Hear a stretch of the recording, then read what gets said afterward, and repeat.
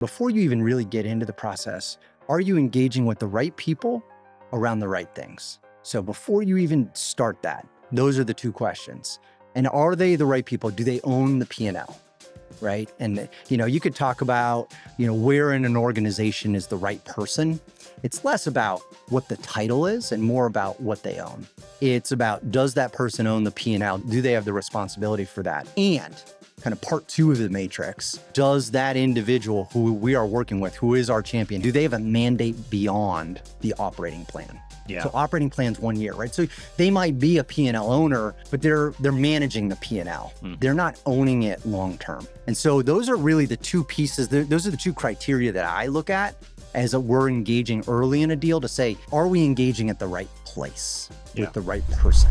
Welcome back, everyone, to the Insurance Growth Lab. I'm Callan Harrington, and today I'm joined by Chris Kessler. Chris is the Chief Product and Platform Officer at Bold Penguin, and I've been fortunate enough to work with Chris directly, and I have always been extremely impressed with how he approaches process building and leadership. In this episode, Chris talks about his time in strategy consulting before joining Bold Penguin, and it is clear how that background impacts how he operates today. One of the areas that I think it shows up the most is in solutioning. I think solutioning is one of the most slept on pieces of enterprise sales, and I'd go as far to say that I don't think you can win million-dollar deals without an extremely strong solutioning process. Just did this recently in Q1 of this year with a very, very top 5 player in the insurance distribution space. And it was pretty cool. At the end of that first session, it was the CEO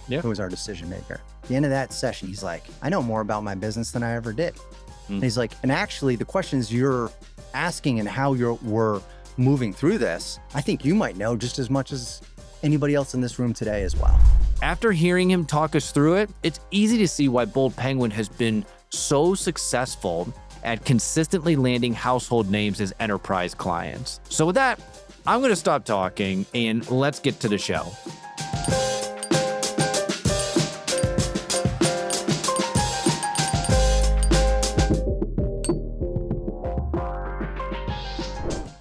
Chris, I'm excited to have you on, man. You've been on the list for a long time. And obviously, we did all the founders. And then, I could tell you, once I moved to the insurance side, I was like, this is a no-brainer. Like, you got to come on. Appreciate it, dude. I feel like I've made it now. Well, this is a stage gate. I know. Refer to this as like, this was the thing. Like, this is it it. really turned around after this. This is it. So, it's like probably about 5,000 different areas that we can take this. And I know we'll talk about in the intro, but, moved straight up the ranks, and super happy that you got this C-level Chief Product Officer. I'll just put it on the record, very well deserved. I appreciate it. Now, a part that I'd love to kind of kick this off is tell us about Tulsa, Oklahoma. I could do that. Well, in Tulsa, Oklahoma was my how did you end up in insurance story. Even better. Right? Because maybe that one guy that started risk management in college and did insurance all the way through. That was the one guy. Everybody else fell into insurance. And I've never in the business and I've been doing it for 15 years. Yeah. I've never met that guy, actually. I've never met the guy. He's out there, I think. I heard he's out there. I believe it exists. I heard he's out I believe he exists. But so as everybody has their own way that they fell in, my story revolved around Tulsa, Oklahoma, and getting stuck there on a Valentine's Day weekend. So back up, I was doing strategy consulting at KPMG, working on a big deal with a strategic buyer, looking at acquiring a company. And we were doing deep diligence on the industry, the market, key trends, operational levers, really unpicking the deal for them and driving diligence. So kind of round the clock work, ton of fun, working with executives on both sides of the deal, working my ass off 24/7. So going back to Chicago, my wife and I had something planned all afternoon, and then we're going to get a big dinner. We were going to go see a show. Because I'd been working my ass off, she was like, we need this. We were just going to kind of carve out, do a little bit of a staycation thing, enjoy the city. So, get to the airport, run through TSA, get there. And, as I'm getting there, I'm getting texts. Your gate moved, your gate moved, your gate moved. I'm like, oh boy, I've seen this movie before. And sure enough, get to the gate, it's delayed. So instead of, I think it was like an 8:15 flight, now it's 8:45 and now it's 9 and the gate switches in. So stuck in Tulsa, Oklahoma, starting to look at options and there are no options and they are all full. So I'm there Friday and I'm there Saturday and I flew home Sunday morning. And then I flew back Sunday night. So I did a day trip to Chicago, back home, after getting stuck in Tulsa, Oklahoma for the weekend. What was the aftermath of said? So the aftermath was I ended up in insurance. So that was a bit of the straw that broke the camel's back, and it was collective. I mean, I didn't want to be in Tulsa, Oklahoma over the weekend. No offense. Yeah. Beautiful, wonderful city. Yeah, absolutely. But some really cool spots. But did not want to be there over the Valentine's Day weekend. And so that was the beginning of starting to think about what's the next move in my career, which ended up taking me to Nationwide in their Office of Corporate Strategy and taking that strategy experience into Nationwide, which was how I fell into insurance. Man, that's a pretty good one. Yeah. That's a pretty, I've told mine on the show a few times. It was literally, I was going into, it was my junior year in college. Okay. And my best friend, Brandon, who you know, was interviewing at Northwestern Mutual. Yep. And I was the only phone number that he had memorized when they asked who else would be good at doing this. And so I remember picking it up like on my flip phone. Phenomenal. Had no idea who it was. Yep. Obviously hungover from the night before. This was on like a Friday. And I pick it up and I was like, I think I answered like, yo. Sounds right. So like, this is Northwestern Mutual. Yeah. We're interested in like an internship. Obviously, I had nothing lined up. Yeah. But anyway, so that's Very cool. but like that's probably one of the best ones I've heard. So that's how I fell in Tulsa, Oklahoma over Valentine's Day. So a perfect segue. So I did, and we'd worked together for a while. Yeah. And I didn't realize just how much. I knew you did some strategy stuff. I knew you did some PE stuff. Mm-hmm. I didn't realize just how much strategy work that you did. If it wasn't, I'm kind of curious if it wasn't for, because it's a grueling schedule. Strategy consulting is absolutely grueling schedule. And it was, yep. If it wasn't for that, would you continue to do that? It's a good question. I loved the pace of it, right? And as you climb up in a firm, you're both delivering and selling. Yeah. Right. And more delivering and selling, and more selling than delivering. Yep. And I was on that trajectory and I loved it. But the pace of doing that, and then an aspect of selling service work only, I really wanted to get into selling more product work and maybe product service bundled.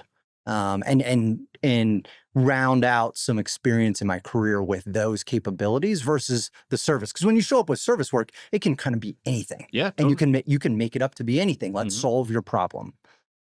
Where when you move into more of a tech company, it's not just. It's solving the problem, but you have a different set of tools and a different level of constraint in how you solve that problem.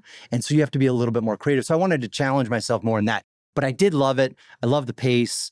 Got to work on some really cool deals. Worked on the Rivian Automotive, their first financing tranche. I did not know that. Which was was a pretty big deal. So got to work on that on behalf of the investors. Kind of rebuilt the business plan and did some really, really cool work. But between the pace and the balance between pace and life, and then expanding my career, ended up shifting out. So probably wouldn't have thought about going back at different times, but I really found that sweet spot in insurance and technology and bringing that strategic lens to that. What was the change of pace like when you went from that to Nationwide? And this is not a knock on big companies. No, not at all. It is a big company. Yep. And it's just a different pace. Yes. It's much more of a quality of life. Not to say it's not hard, and obviously in certain positions, you're going to be grinding. For Absolutely. Sure. Absolutely. But what was that change like for you? Yeah, I was waking up and saying, well, I'm only working 50 hours a week or 60 hours a week, right? And on the bubbles, when you're doing strategic planning, it gets a little more. But I traveled to Des Moines like twice over the course of a year. It wasn't every week, Tulsa to the West Coast, back to New York, right? And the pace was different. You have kind of one client, one customer in the Office of Corporate Strategy at Nationwide. So the pace was, I always joke that, I was redlining, and then after Nationwide, after about, 90 days, I was healthy, I was eating right, I was sleeping great. And it was just more, the work was challenging. I worked some phenomenal people who I stay in contact with to this day, good friends. Challenging work, really, really sharp people, moving a massive organization forward. It was kind of single-threaded, right? Yeah. So it just made it a lot more manageable from a schedule and travel standpoint than, being all over with another client, and their problem and their need and their delivery is the most important thing. And then you get on the phone 30 minutes later and it's a whole nother client. So it was more of that single thread that I think made it a lot more manageable, and, quality of life, significantly improved during my time at Nationwide.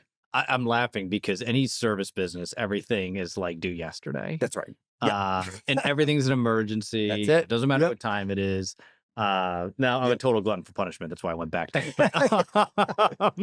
it. I'm preaching to the choir here. I get exactly what you were saying. And there's a thrill, right? I mean, there's that thrill of that delivery. There's that thrill of the sale from when you're in that services space that, as more of a competitive person, love and miss in a lot of ways. Yeah. But I get enough of that, through, especially over the last 6.5 years with Bold Penguin, and how we have matured and how we have gone to market. Being able to put all that together has actually been a really cool sweet spot. So I want to come back to that.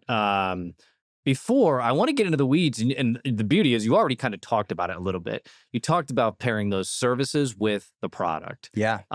Which, for anybody else, like, Salesforce has done this for years. And the dirty little secret was an enterprise SaaS was part of it SaaS, but a lot of it services. And now that's all becoming more normalized as we kind of come into this next phase. But one of the big things I want to talk about, I really want to get in the weeds on this, is you specifically are one of the best. I wouldn't even say one of the best. You are the best I've ever worked with in solutioning, in co-creating the deal with the actual customer. I don't think I've ever seen anybody do it. And I can and I'll say, we talked about this before. Yeah. The first time that you walked one of our clients through your process, I was like, whoa, I was blown away. Like, I actually didn't realize. Looks good on paper. Well, I didn't realize just how intentional every single step was. Yeah. And, prospecting gets talked about all the time, right? Yep. And it's an easy one to talk about. If you don't have clients coming into the door, it's really tough. Cross-sell, upsell gets talked about a lot. Yeah. Yeah. But this piece of the new business sale, I don't think you're getting $1 million deals without it, personally. Absolutely. Yeah. Anything large. Anything innovative, anything where there's co-creation, anything where there's risk, anything that doesn't fit the mold is not I show up, I demo, and I, slide the contract across the table. Right. Especially in insurance. That's right. With insurance carriers specifically. That's right.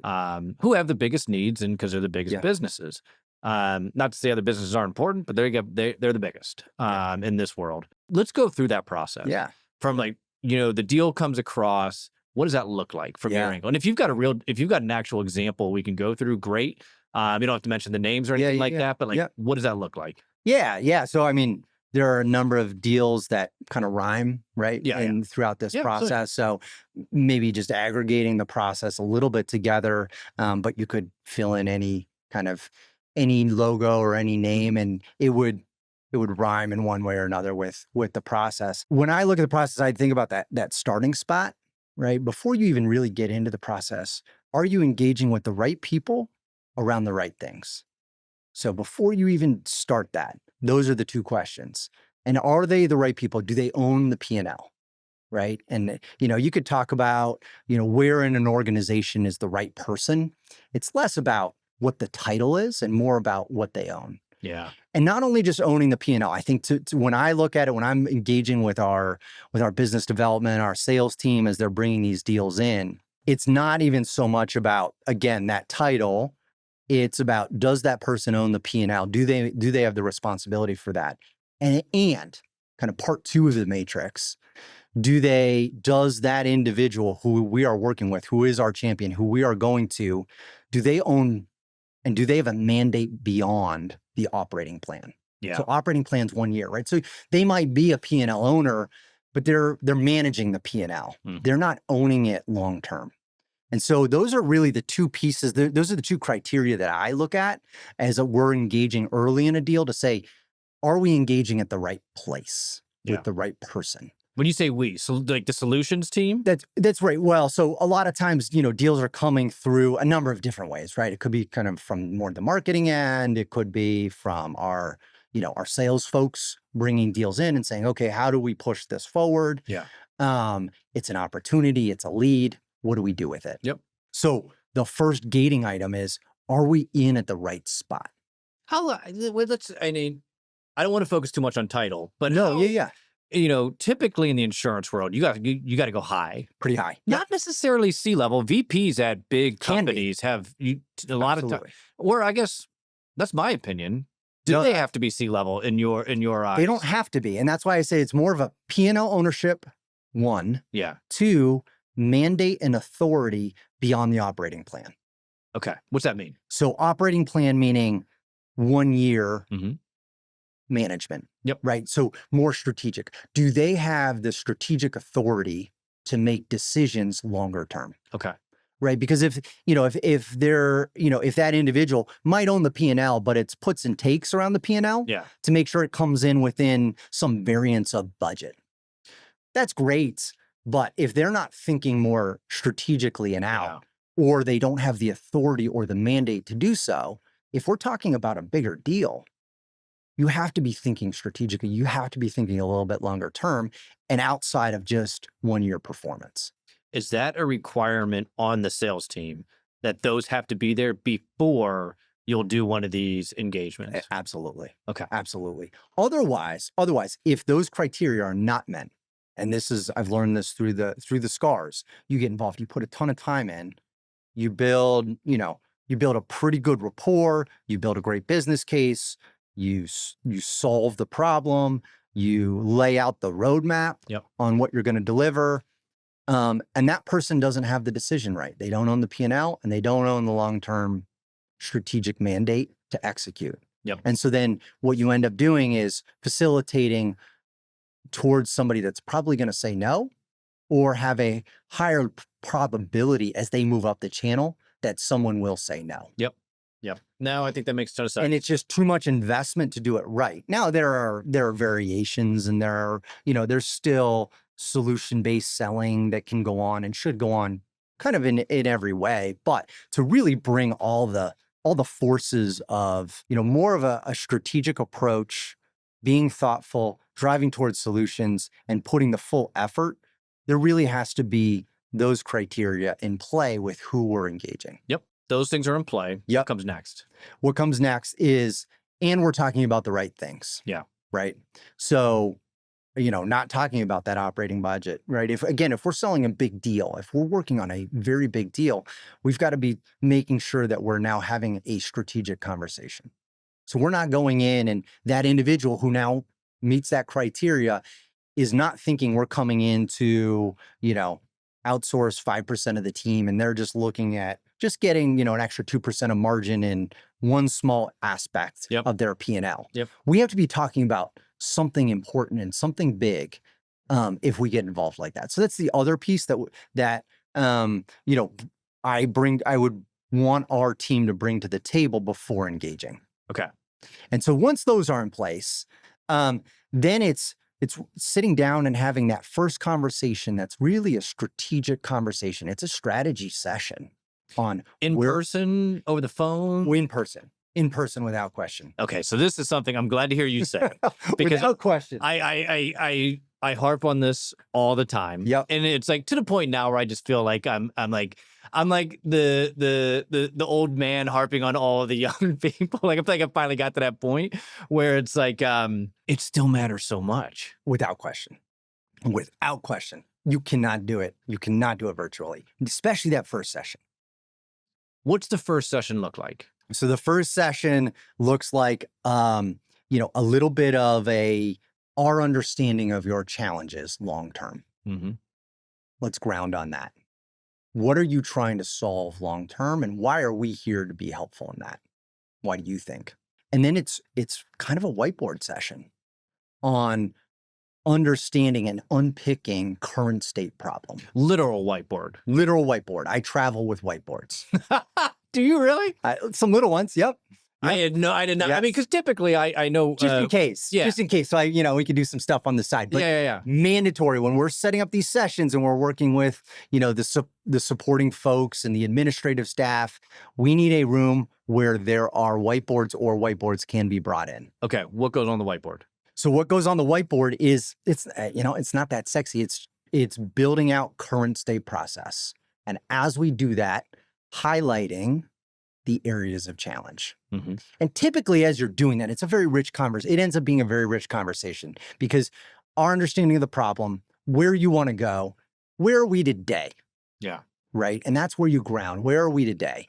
And building out that process, building out that data flow, understanding the operating model, workflows and processes, and supporting technology of the business today.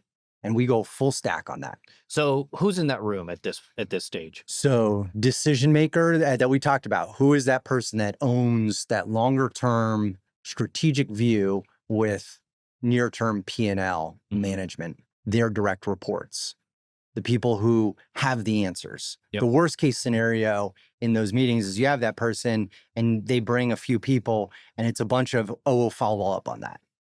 So you can't even whiteboard anyway. You can't whiteboard because nobody knows. Yeah. So it might be a very, I'll say junior person, but that's not a junior person. They're the subject matter expert in that process. They know where the skeletons are buried. That's right.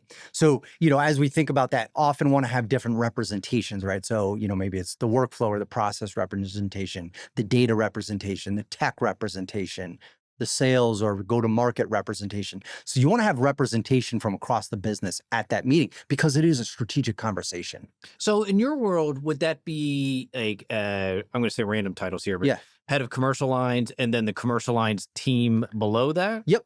Okay. Often that would be, and then it would be often individual contributors or managers or, again, people that can speak directly to how it actually works. Yeah. And the bigger the organization, the bigger that gap and who the people that actually know how it works is. Yep. So it's a little bit of a mix. And so going into that, yes, you want, main decision maker we talked about, key lieutenants, and then subject matter experts. Okay. All right. So you're starting a whiteboard. And what I heard you say is like, here's what's current state. That's right. So is that what you go through first? Is like go through the current state first? And sometimes it's a little painstaking. Yeah.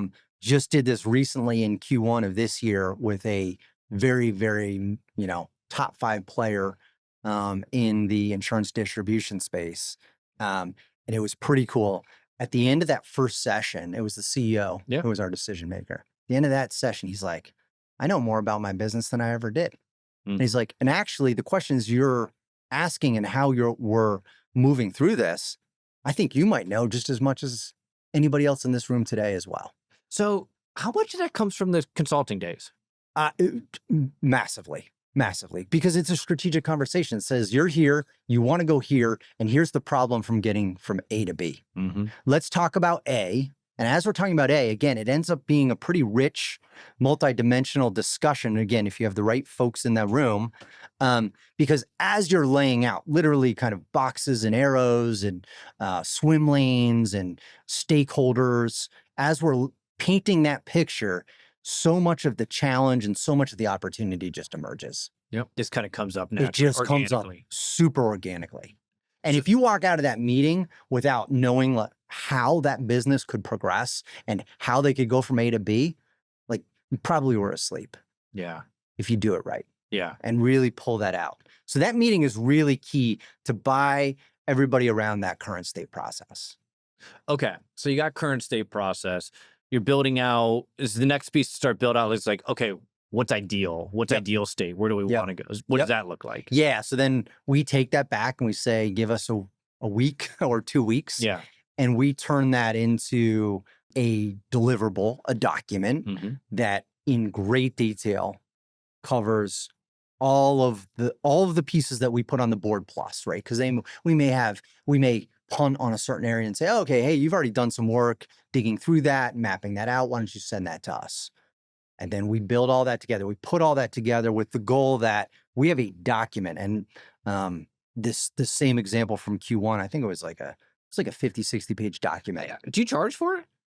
Typically we do. Yeah. Even in our current state with, being a tech company, doing that discovery, again, we're putting a lot of effort into that. And there's a lot of value just at the end of that discovery process. I was gonna say, how much of this would be different you were at, one of the big four, like how much was not wildly. Not wildly. Interesting. The difference is at the end of that, from a strategy standpoint, a lot of times it's this really pretty deck on like, here's what the different options that you could take to execute towards your vision. Yeah.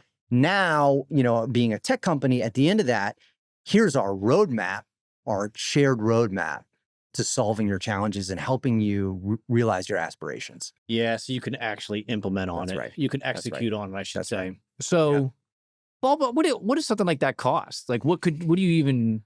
How do you even come up with the price? So it depends on the scope, right? Because a lot of times you're going in and it's a little bit more defined. It's, or one of the most important things from a strategic standpoint is, our distribution strategy, right? And aligning the right resources, capabilities, and technology to expand distribution, right? It could be, how do we improve our operations, right? It could be different areas of scope. Yeah. And that would be generally how we would think about sizing that up. We also think about what's the opportunity on the back end of that. Yeah. Which, you kind of get a lot of our partners get, a little bit of discounted consulting because, there is an opportunity for us to work together on the back end, and we take that into account. But yes, I mean, it's a consulting engagement in a lot of ways, and we put a lot of effort behind it and try to drive a lot of value just in that discovery and solution development process. So, it's hard to say exactly what that is, but it could be $75K to $1 million. Yeah. So it's a real line item. Like this is a real, absolutely. Yeah. And it goes back to the commitment, right? Of that individual as they're thinking about doing something big, doing something innovative. Why are we even there in the first place? Yeah. And if they're like, well, I want you to show up and do, 90 days of a ton of work and I'm not going to pay you for it. Are they serious? No, I hear you on that. I 100% hear you. Yeah. It's like when you give away an assessment for free, it's like, how good is that assessment going to be? How much are you really going to put towards a free assessment or whatever it might be? Because you almost like, for that to even make sense, unless it's, sometimes you'll do it for like, those unicorn scenarios, but you're not going to probably put your best effort. And that's probably going to be very templatized on what you're doing. Okay. So you're delivering this shared roadmap. One of the things that I've heard you talk about before, and I've never heard it described like that. When we talk about this roadmap that you're delivering, how much of this is core product? How much of this is services? How much of this is future roadmap? What does that look like? Yeah. So services piece outside, core roadmap, 80-20, I mean, it's an overused ratio. But you want 80% of that solution to be core product, right? Yeah. So, after we've done the current state and we come back with the current state, there's a session where we all align that this is the current state and these are the opportunities that we see. And so we'll line up all those opportunities, and then we'll start to typically use a kind of a value effort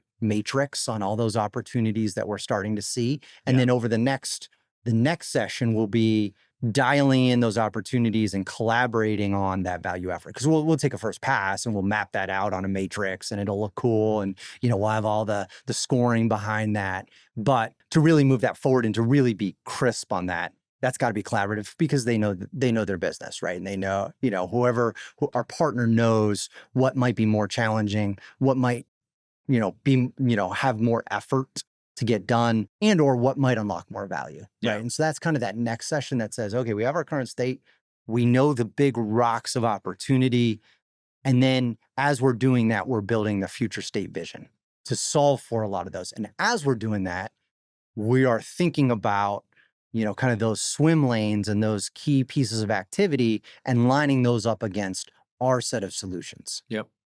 And that's where that magic can kind of happen to say, okay, at the end of that, here's that 80% that falls in our core thing. Here's 10% that's going to be just for you. And here's 10% that actually aligns with our roadmap. And now that you are one more vote for that thing, we've heard that from 3 other partners, we're accelerating our roadmap to meet that. And that 10% just for you, that's the services. So the whole thing could be services. That 10% it could be custom build. The whole implementation of the set of solutions or the solution could be services, could be done by us, could be done by a partner, could be done jointly, could be done internally. There are a number of different ways that we'll handle the services piece. The services often go more heavily into that 10% because it is net new. Yeah, for and sure. It is custom or highly configured. Probably not very repeatable. Not very repeatable. So that component is often carved out, but the services can be bigger and broader than that for the entire solution. Gotcha. I'm curious, how often do they go through this process and then go with somebody else? It's happened. Which is probably why you started charging for it. That's right. Yeah. Bingo. Yep. You nailed it. Yeah. Kind of felt like a chump the first time around that happened, but yeah. Which makes sense. Once. Yeah, no. I mean, and the reality is, partners that we've worked with, even the ones that, take that path, have been great partners and often come back around. Yeah. And have been very appreciative. But yes, that is part of the reason we charge. And typically, again, because of that buy-in and the amount of buy-in that gets built and the amount of trust that gets built throughout that process, sure. We've got a pretty good hit rate. Yeah. Got a pretty good hit rate. I mean, I gotta assume it's kind of hard not to. I mean, I'm only like, if that's valuable, that has to be valuable. Yep. Like that has to be rock solid.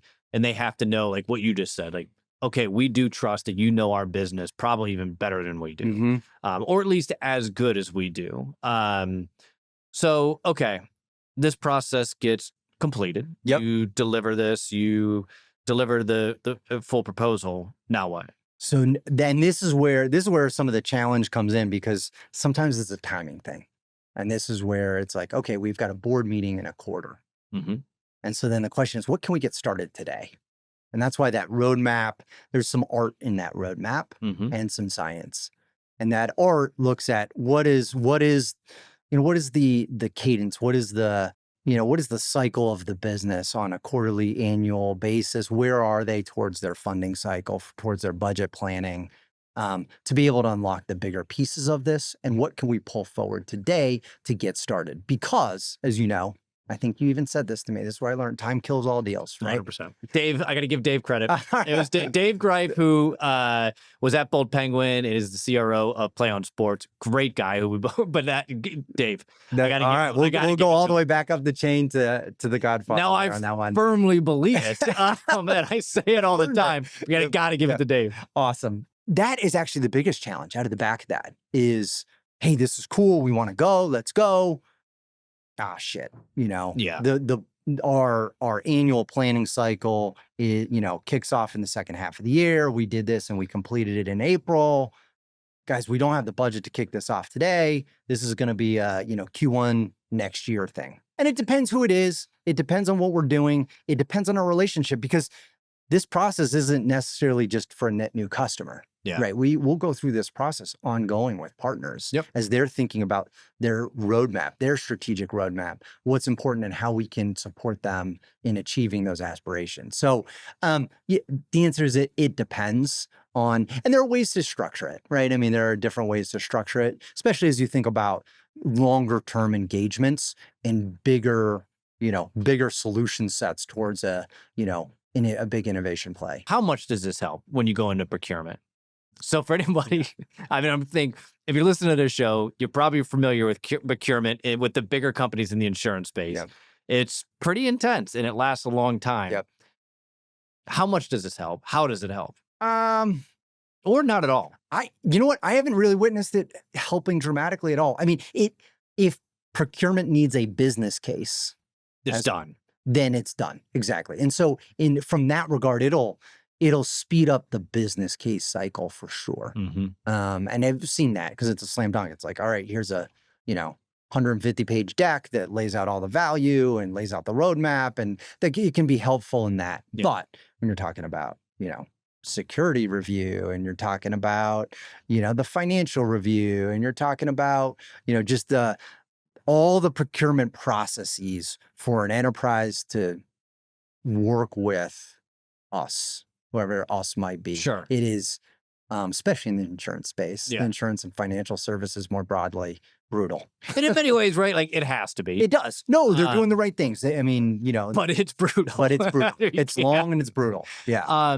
Do you find that they will, knowing that procurement could take 6 months to a year, that they'll, once you have this, they'll at least kick off that process? Yeah. Or will they still wait until you get to the other side? I've seen both ways, but I'm curious to get your take. What we try to do is get procurement going as soon as possible, Mm-hmm. right? So even as we're doing this discovery work, this assessment, start some of that process, saying, no harm, no foul. If at the end of this, we're not for you, or we delay, the reality is, let's knock out that security assessment. Yeah. Do your financial review. Let's get some of those core pieces out of the way. Let's trade some template paper. Let's get an MSA in place, and then we can line up the orders under that MSA. Let's do some of those things to expedite that cycle. And that's on the net new side. Yeah. Right. Working with current partners, generally not as much a challenge. Once you're globally procured, getting the other one actually right. easier. I mean, it's a lot of things people don't realize is that, you get all the time, they're like, well, why did they just go with Accenture again? And it's not knocking Accenture. Yeah. But it's like, why did they just go with Accenture again? It's because they don't have to go through procurement. That's right. It's easy. Yeah. You get the rate card's there, and you just go. You get the next exhibit in place. You scope it out, and you go. Yep. Once you get that first one, which I think is such an underrated point, it's just easier to go with you. Yeah. Even if there's, and I'm not saying this is the case with Bold Penguin, but even if there's a better product out there, do you really want to go through that whole thing again? Yeah. Yeah, great question. Many don't. Well, and part of it's just the timing, right? Yeah. I mean, if you have objectives that you have to meet, and the procurement cycle could take 6, 8, 12 months. Yeah. I mean, there's an opportunity cost to that. 100%. So I think it's a really good point, that even if a solution in front of you may not be your perfect solution. Yeah. If it's a 90% solution, but it's there, why would you not? Bird in hand. Yeah, exactly right. So I love that process. I rarely hear people talking about that process. And I've already kind of talked about it, but when did you start to implement a lot of those skills from consulting at Bold Penguin? What stage was that when you started to do that? Was that ASAP right away? Or did you kind of have to test that, prove that out? Yeah. What did that look like? Yeah. I think it wasn't, it didn't get formalized day one, Mhm. right? It was a little bit of building to the need, right? And it was just applying two different paths together towards, an outcome, and then flexing into being the solution provider with the strategic process. Yeah. And so melding those together, I'd say, within, we very early on, and Bold Penguin is, just has a tremendous history of working with some of the biggest and best partners in the insurance space. So DNA from day one. The day one. And so pretty quickly, we had to do that, Mhm. right? And the ability to do that and walk through that process and really articulate that process, Yeah. And guide customers and partners through that process became pretty important. So it got hardened pretty quick. Yeah. What was the turning point for you? What was the turning point where it's just like, okay, that really works? Yeah. Was there a piece that you added? Was it the whiteboard session? What was that turning point where it was like, okay, this is a big deal. This needs to be standard. Yeah. It was a big partner. It was one of our big partners today. And we went through this process, as many early stage companies are, our founders did a phenomenal job of engaging those early clients, Mhm. and putting Bold Penguin on the map, and then bringing a team in and empowering that team to then scale. Yeah. Right.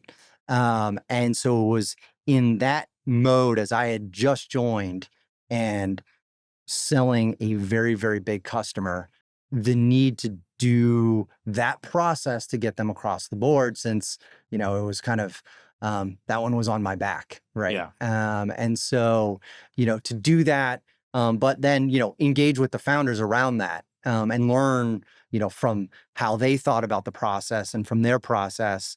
And, the crowning moment was, one of the founders was there and he's like, I thought I'd come in and need to play the founder card. And he's like, I fell asleep. I was super bored. He was like, that was all. And his point was, that was awesome. Yeah. Right. We just finished, one of the phases of the whiteboarding sessions and kind of more thinking future state. And what's cool, that partner goes back to, 5-6 years ago, and we've executed all phases, when big phases, multi-year phases. Yeah. And we're now on like the next tranche of phases together. Yeah. So it's kind of cool. That's amazing. Where'd you guys go to celebrate? Tulsa, Oklahoma? My wife wouldn't let me. Yeah, I know. We know it's a beautiful city, but you're banned. I was not banned. I have never gone back. I'm not allowed. Not allowed. So, you worked your way up to the ranks, to C-level Bold Penguin. I'm curious for you, and I've got some thoughts on this as well, but, Bold Penguin, we sold in less than 5 years. Yep. I still say we, but like we are, but like Absolutely. Bold Penguin sold in less than 5 years. When did you have a feeling like, okay, there's really something here? Like this has got a real shot. Yeah. It's a good question. Actually, really joining. Yeah. A good friend of mine who was an executive at Nationwide Mhm.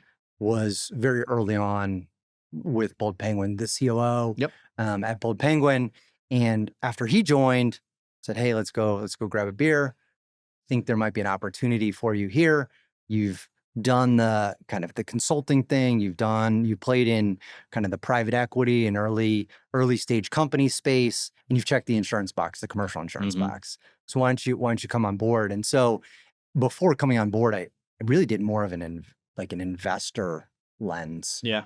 To the opportunity. I took more of an investor lens to the opportunity, and looking at where specifically small commercial insurance distribution was at that spot, and the way that, the founders were looking to attack the market, looking at the market opportunity, was pretty excited. I was like, all right, this is a live one. This is one that, would be really cool to join. Yeah. And, at each chapter throughout the course of Bold Penguin's history, and, been blessed to be pretty early on, and still there today, it's just like the next unlock at each step. Yeah.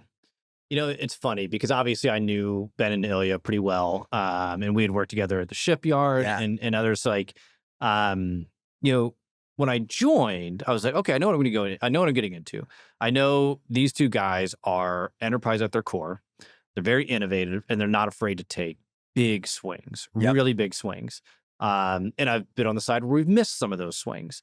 And a big thing too for me was, and this was kind of rooted in the DNA of Bold Penguin, was I was going to start my own business at some point. Yep. And they were 100% okay with that, building on the side, whatever that might be. And I actually used that as a recruiting piece on my team to get more of those entrepreneurial minded people. But I do remember after I got in for a couple months, I was like, oh, this is for real. It sounds ridiculous. Legit. No, yeah. Because we had raised a decent amount of money, but you see people raise money all the time. Yeah.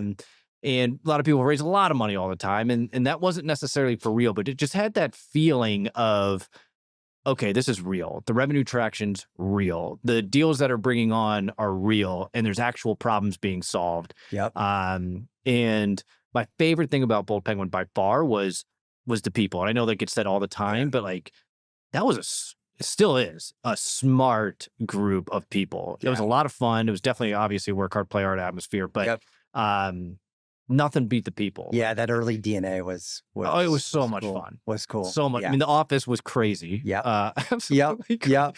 And you can't recreate that lightning in a bottle. Right. I mean, that chapter was cool. Yeah. Was awesome. It was a ton of fun. Chris, last question I got for you. Yeah. If you can have a conversation with your younger self, age totally up to you, what would that conversation be? What advice would you give him? You know, in some ways, I've had a fairly varied career, right? When I go back, I was going to I started in finance and I was going to stay in the finance track and do the finance thing and, work that track, probably, try to get into private equity through that, pretty typical track. Now that's what I was going to do. Throughout my career, I've kind of run at the next interesting problem, including, joining Bold Penguin. Sure, absolutely. And through that, it's always been, am I doing the right thing? Am I progressing my career in the right way? Sometimes, maybe taking a step back financially or kind of taking a step back on paper from a career standpoint to run at that next problem or that next interesting opportunity. And I've done that a number of times. And I think what I would say to my younger self, wherever that might be in that arc of a career to this point would be, just go after it, right? Don't worry about, the paper around, that opportunity. If you're solving a problem and you're having fun and you're working with good people and you're doing something cool and something big, don't worry. Yeah. It'll work out. And I think each one of those, and even as in between those, as I was thinking about what that next move is, spent a lot of time being pretty thoughtful and deliberate on that.